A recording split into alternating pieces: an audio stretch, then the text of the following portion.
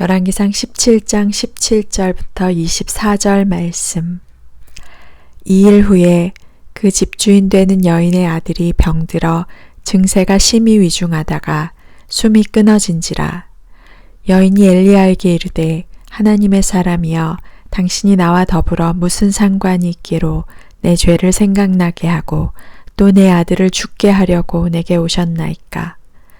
엘리야가 그에게 그의 아들을 달라 하여 그를 그 여인의 품에서 받아 안고 자기가 거처하는 다락에 올라가서 자기 침상에 누이고 여호와께 부르짖어 이르되 내 하나님 여호와여 주께서 또 내가 우거하는 집 과부에게 재앙을 내리사 그 아들이 죽게 하셨나이까 하고 그 아이 위에 몸을 3번 펴서 엎드리고 여호와께 부르짖어 이르되 내 하나님 여호와여 원하건대 이 아이의 혼으로 그의 몸에 돌아오게 하옵소서 하니 여호와께서 엘리야의 소리를 들으심으로 그 아이의 혼이 몸으로 돌아오고 살아난지라.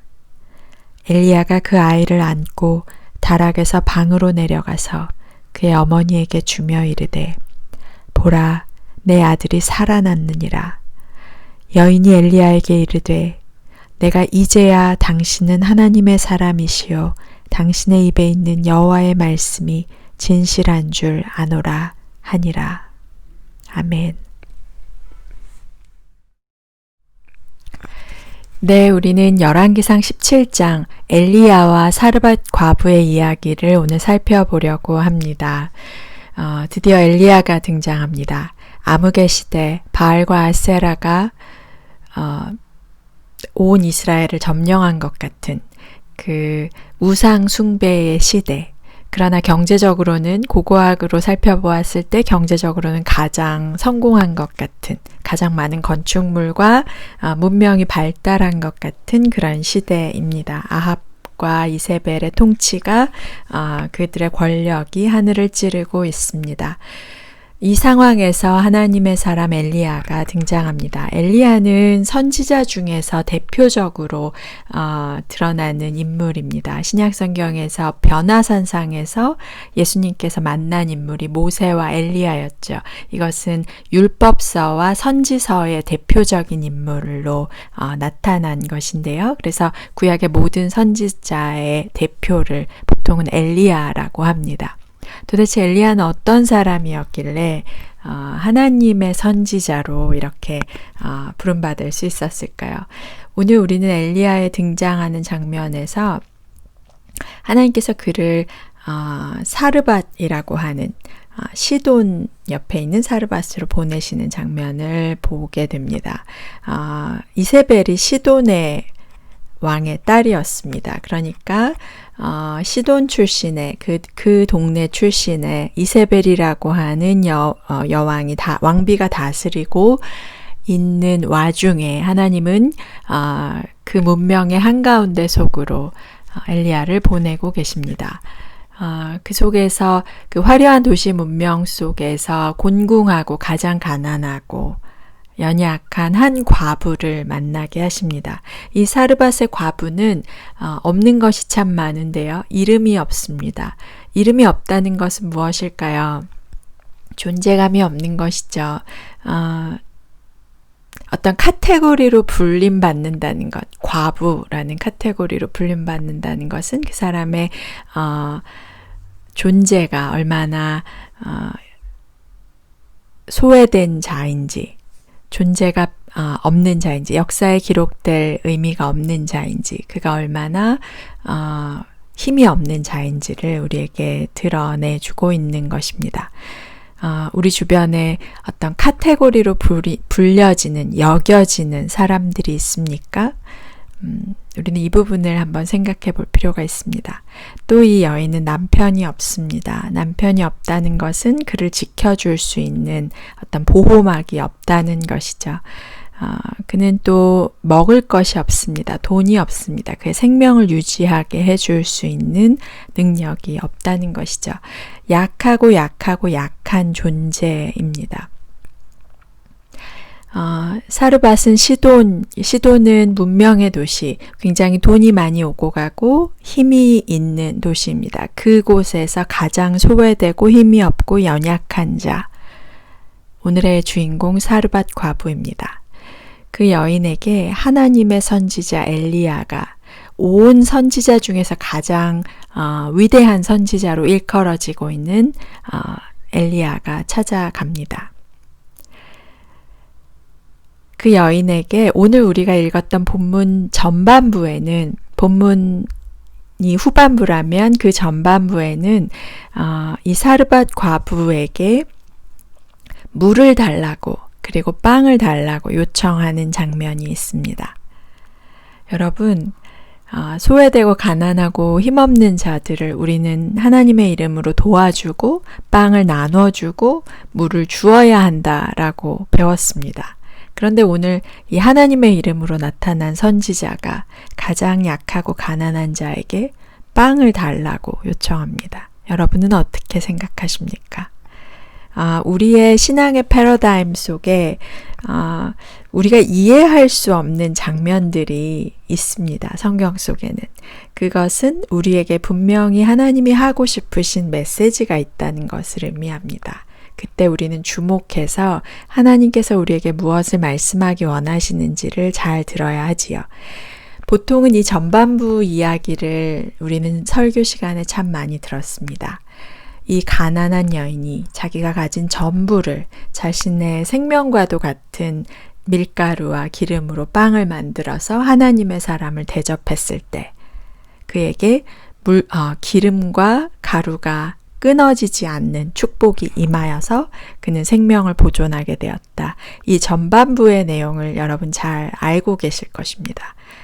그리고 그 전반부의 내용으로 우리는 그동안 하나님께 내 전부를 드리면 내가 생명처럼 여기는, 내가 가장 귀하게 여기는 어떤 것을 하나님께 드리면 하나님께서 더 크게 나에게 복 주시고 갚아주신다라고 하는 이해를 우리는 해왔습니다. 그것은 틀린 말이 아닙니다. 하나님은 우리가 정말 귀하게 여기는, 나에게 생명처럼 여겨지는 그 어떤 것, 실제로는 생명이 아닐지 하더라도 하나님께서는 우리가 정말 소중히 여기는 그 어떤 것을 하나님께 드릴 때 하나님은 그것으로 우리의 마음을 보시고 그리고 축복하시는 분이십니다. 그런데 오늘은 우리는 그 뒷부분의 이야기를 살펴보려고 합니다. 사르밧 과부와 엘리야의 두 번째 이야기, 오늘 우리가 읽었던 본문의 내용을 살펴보도록 하겠습니다. 사르밧 과부는 엘리야와 그렇게 먹을 것이 끊이지 않는 기적을 경험하며 살아가는데 오늘 우리가 읽은 장면에서는 갑자기 아들의 죽음을 경험합니다. 아들의 시신을 끌어안고 절규하고 있습니다. 이름도 없고 돈도 없고 남편도 없고 가진 것이라고는 유일하게 아들 하나 남아있는 그 아들이 죽어버렸습니다. 시신 덩어리, 죽음 덩어리가 되어버렸습니다. 이 여인은 그 시신 덩어리를 놓지 못하고 끌어안고 절규하고 있습니다. 여러분, 이것은 우리 인간이 가지고 있는 인간이라는 존재의 모습을 가장 정확하게 그려내고 있는 장면이라고 할 수 있겠습니다.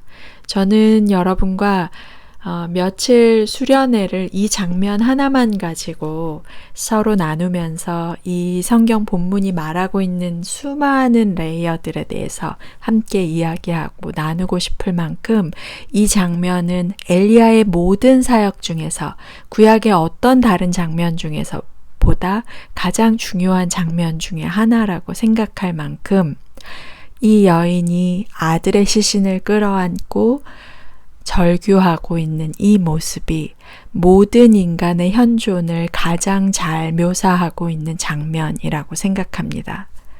내가 낳은 것, 내가 성취한 것, 내가 이룬 것, 내가 소유하고 있는 것, 그 모든 것이 사실은 죽음 덩어리이고 그 죽음 덩어리를 끌어안고 절규하고 있는 이 여인. 이것이 나의 죄로부터 시작된 죽음입니다. 라고 절규하고 있는 여인. 우리는 이런 여인을 이전에 한번 만나본 적이 있습니다. 에덴 동산에서 쫓겨난 하와라고 하는 여인은 죽음의 재판을 받고 죽음이라고 하는 것이 있다라는 선언을 듣고 에덴 동산에서 쫓겨나와서 살고 있습니다. 어느 날 들판에서 자기가 낳은 아들 아벨이 쓰러져 있다는 소식을 듣고 달려갑니다. 그리고 그 여인은 아들의 죽음을 끌어안고 절규합니다. 그 여인은 그 전까지 죽음이 무엇인지 직면해 본 적이 없었습니다. 그런데 그 자기의 아들이 죽은 모습을 보면서 죽음이란 무엇인지를 직면하고 자신의 죄가 만들어낸 결과가 무엇인지를 마주하게 됩니다. 자신의 실패, 자신의 수치, 두려움과 불안, 증오와 혐오, 자신이 신이 되려고 했던 그 탐욕, 욕심, 그 모든 것들이 이 아들의 죽음, 내가 가장 사랑하는 존재에, 내가 소유한 존재에 내 생명보다 더 소중한 생명 덩어리가 죽음 덩어리로 바뀌어버리는 이 사건을 경험한 것입니다. 만약에 하와가 아벨의 죽음을 경험하지 못했다면 그녀는 죽음이 무엇인지를 진정으로 직면하는 경험을 할 수 없었을 것입니다. 그런데 하와는 아들의 죽음이라고 하는 이 자기 존재보다 더 소중한 존재의 죽음을 경험하면서 자신의 죄가 가져온 것이 무엇인지를 깨닫습니다. 그리고 절규합니다. 고통합니다. 오늘 우리는 하와가 아벨의 시신을 끌어안고 절규했던 것처럼 이 이름 없는 한 여인이 가장 가난하고 힘이 없고 아무것도 가진 것 없는, 가진 것이라고는 이 죽음 덩어리밖에 없는 한 여인의 절규 앞에 서 있습니다. 저는 이 장면을 보시면서 우리 모두가 지금 나는 울고 있지 않지만 사실 죽음이라고 하는 거대한 짐을 지고 살아가는 내 존재의 모습을 발견할 수 있기를 바랍니다. 우리 모두는 이 여인의 상태입니다. 우리가 직면하든 직면하지 않든 죽음이라고 하는 거대한 덩어리를 끌어안고 있는, 우리의 죄로 인하여 끌어안고 있는 존재입니다. 이런 인간에게 엘리야라고 하는 하나님의 사람이 찾아와서 말합니다. 네가 끌어안고 있는 그것은 죽음이고 그 죽음을 나에게 달라라고 말하십니다. 여러분, 하나님께서 죽음 덩어리를 끌어안고 있는 인류를 위해서 뭐라고 말씀하시냐면 네가 끌어안고 있는 그 죽음 덩어리를 나에게 달라고 하십니다. 내가 그 죽음을 감당하겠다. 내가 그 죽음을 처리하겠다. 너는 스스로 처리할 수 없는 그 죽음 덩어리를 나에게 달라고 말씀하십니다.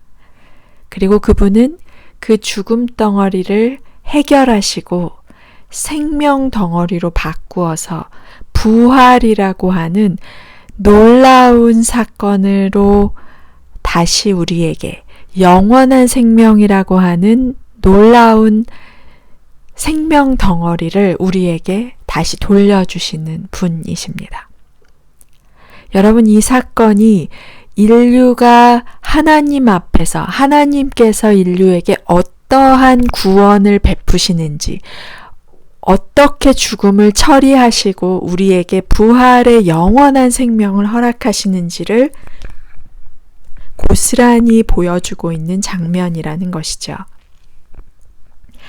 사르밧 과부는 자신의 죽음을 끌어안고 우는 것으로 계속 살아가는 것이 아니라 자신의 죽음을 직면하고 자신에게 찾아오신 구원자 하나님께 자신의 죽음 덩어리를 내어 맡깁니다.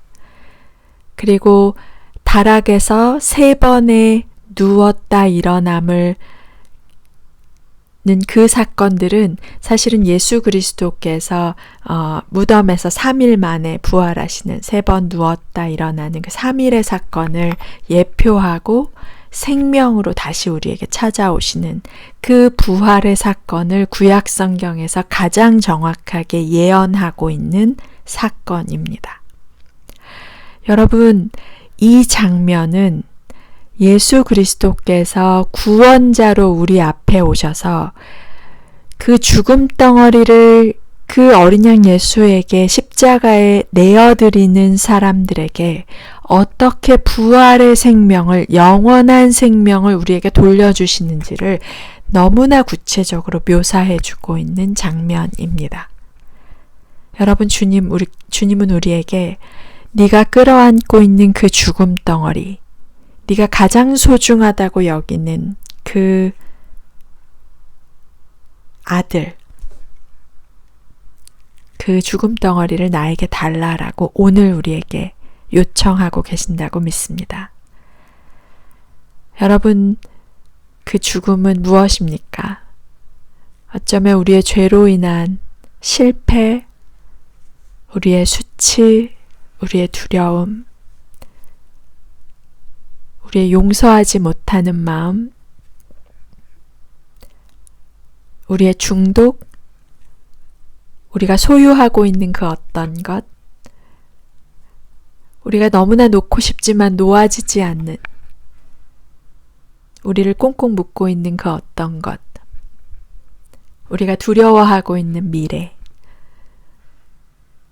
그것이 무엇이든지 간에 주님께서 내게 너의 그 죽음 덩어리를 달라라고 주님은 요청하고 계십니다. 오늘 저는 우리가 안고 있는 그 죽음이 무엇인지 함께 생각해보고 우리가 함께 나누기를 원합니다. 그리고 내가 끌어안고 있는 그 죽음 덩어리를 주님께 드렸을 때 주님이 그 죽음을 담당하시고 부활의 아들을, 영원한 생명을 우리에게 허락하신다는, 영원히 죽지 않으시는 그 아들을 우리에게 허락하신다는 것을 믿으면서 오늘 우리는 그렇게 우리의 죽음 덩어리를, 우리가 소유하고 있는 그 어떤, 우리가 의지하고 있는 그 어떤, 우리가 결코 놓고 싶지만 놓아지지 않는 그 어떤 것들을 예수 그리스도의 십자가 그 발 아래 드릴 수 있는 우리 모두가 되었으면 좋겠습니다. 엘리야는 구약 성경에서 최초로 죽은 사람을 살려달라고 기도한 사람이었습니다. 우리가 이 엘리야의 입장에 대해서도 많이 얘기해 볼 필요가 있는데요. 엘리야는 그 전에 한 번도 죽은 사람이 살아난다는 이야기를, 그리고 죽은 사람을 하나님이 살리신다는 이야기를 들어본 적이 없지만 그는 하나님을 믿는 믿음으로 그렇게 기도하였습니다. 여러분, 엘리야는 예수 그리스도께서 우리에게 행하실 그 사건을 표적으로 예표하는, 예언하는 사람이었습니다. 엘리야가 했던 모든 위대한 사역들보다 바로 이 믿음의 기도가 저는 엘리야를 하나님께서 하나님의 선지자로 쓰실 수 있었던 키였다고 생각합니다. 하나님께 불가능한 것이 없기에 죽음을 생명으로 바꾸시는 그 능력이 하나님께 있으시기에 그가 담대하게 믿음으로 뻔뻔하게 기도합니다.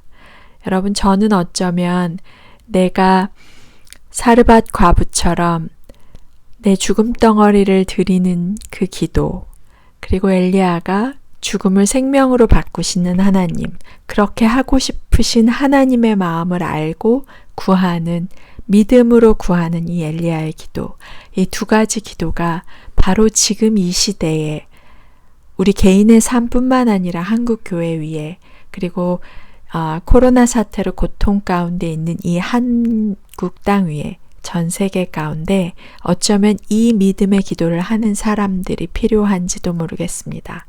오늘 우리가 함께 1시간 정도 교제하고 이야기 나누면서 우리가 오늘 드려야 할 기도는 무엇인지 생각해 보았으면 좋겠습니다. 오늘 말씀 짧게 나누고 우리가 함께 이 말씀 안에서 우리가 하나님께 드려야 하는 기도는 무엇인지를 함께 살펴보도록 하겠습니다. 제가 기도하고 마치겠습니다. 하나님 아버지, 죽음 덩어리를 끌어안은 채 우리가 절규하고 있는 그 죽음 덩어리를 주님께 맡기지 못하고 여전히 주저앉아 울고 있는 우리의 심령을 주님 앞에 고백합니다. 그리고 하나님, 우리의 실패와 우리의 과거의 상처와 우리의 죄로 인한 그 모든 무너진 것들, 죽음 덩어리들, 그것이 무엇이든지 간에 하나님, 우리가 그것을 어린 양 예수 그리스도의 십자가 앞에 내려놓기 원합니다. 수고하고 무거운 짐진 자들아, 다 내게로 오라. 내가 너희를 쉬게 하리라. 하나님, 그 죽음의 짐을 짊어지고 고통 가운데 살아온 우리들의 삶에서 하나님, 그 죽음의 짐을 주님께 드리고 영원한 생명의 영원한 안식의 삶을 살아가는 저희들이 되기를 원합니다. 주님, 오늘 우리가 주님께 드리기 원하는 죽음의 짐을 주님께 올려드리고 영원한 생명으로, 부활로, 영원히 우리와 함께 하시는 그 그리스도의 존재로 우리와 함께 하시는 주님을 경험하는 저희들 되기를 원합니다. 또한 하나님, 엘리야가 한 번도 본 적이 없는, 한 번도 경험한 적이 없는 죽음이 생명으로 바뀌는 그 사건을 하나님께서 원하신다고 믿고 믿음으로 구하였던 것처럼 하나님, 우리가 정말 주님이 원하시는 것이 우리 생각에 불가능하다고 여겨질지라도 믿음으로 하나님의 뜻이 이 땅에 이루어지기를 기도하는 그 엘리야의 기도를 하는 우리 어린 양 교회가 되기를 기도합니다. 하나님, 그것이 무엇이든지 간에, 하나님, 그것이 통일이든지 간에, 하나님, 그것이 죽은 사람이 살아나는 것이든지 간에, 하나님, 정말 다음 세대가 살아나는 것이든지 간에, 하나님, 그것이 무엇이든지 간에 불가능해 보이는 그 어떤 것을 가능하게 하시는 하나님의 역사를 믿음으로 구하는 하나님, 우리 어린 양 교회 기도가 되기를 바랍니다. 우리와 함께 하시는 영원한 생명으로 영원히 사셔서 죽지 않고 영원히 우리와 함께 하시겠다고 약속하시는 어린 양 예수 그리스도의 생명에 감사드리며 예수님의 이름으로 기도합니다. 아멘.